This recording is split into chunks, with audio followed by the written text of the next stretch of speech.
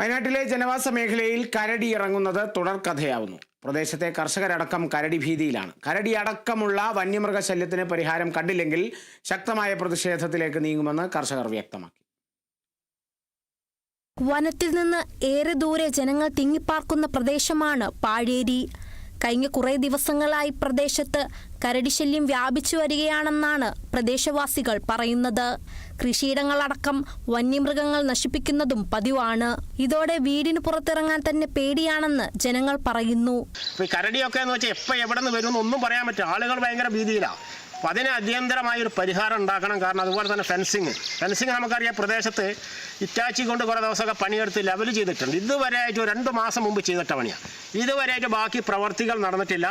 കഴിഞ്ഞ ദിവസം ഞങ്ങൾ DF ഓഫീസിൽ ചെന്നപ്പോൾ അവർ പറഞ്ഞു അവിടെ തുടങ്ങുമെന്ന് പറയുന്നുണ്ട്. പക്ഷേ എന്തുകൊണ്ടാണ് തുടങ്ങാത്തതെന്ന് അടിയന്തരമായിട്ട് ഈ പ്രവർത്തികൾ ചെയ്ത് ഞങ്ങൾക്കിവിടെ സ്വസ്ഥമായി ജീവിക്കാനുള്ളൊരു അന്തരീക്ഷം ഉണ്ടാക്കിയില്ലെങ്കിൽ അതിശക്തമായ സമരപരിപാടിയുമായി ഞങ്ങൾ കർഷകരെ സംഘടിപ്പിച്ചുകൊണ്ട് ഫാർമേഴ്സ് ഫോറത്തിൻ്റെ നേതൃത്വത്തിലും അതുപോലെ സ്വതന്ത്ര കർഷക സംഘടനകളൊക്കെ തന്നെ ഒന്നിച്ചുകൊണ്ട് അതിശക്തമായ സമരത്തിന് നേതൃത്വം നൽകും. ഫോറസ്റ്റ് ഉദ്യോഗസ്ഥന്മാർ അതിന് വേണ്ട ശക്തമായ നടപടികൾ സ്വീകരിക്കണം. കാട്ടാന, പന്നി എന്നിവയ്ക്ക് പുറമെയാണ് പ്രദേശത്ത് കരടിയും വിഹരിക്കുന്നത്. കാർഷിക മേഖലയിലടക്കം ജോലി ചെയ്യുന്നവരുടെ ഉപജീവന മാർഗവും ഇതോടെ പ്രതിസന്ധിയിലായി. വന്യമൃഗങ്ങൾ കൃഷിയിടങ്ങളിൽ ഇറങ്ങാതിരിക്കാൻ നടപടി സ്വീകരിക്കാമെന്ന് വനം വകുപ്പ് ഉറപ്പു നൽകിയെങ്കിലും പരിഹാരം കാണുന്നില്ലെന്നാണ് കർഷകരുടെ ആരോപണം. Kerala vision news, Wayanad.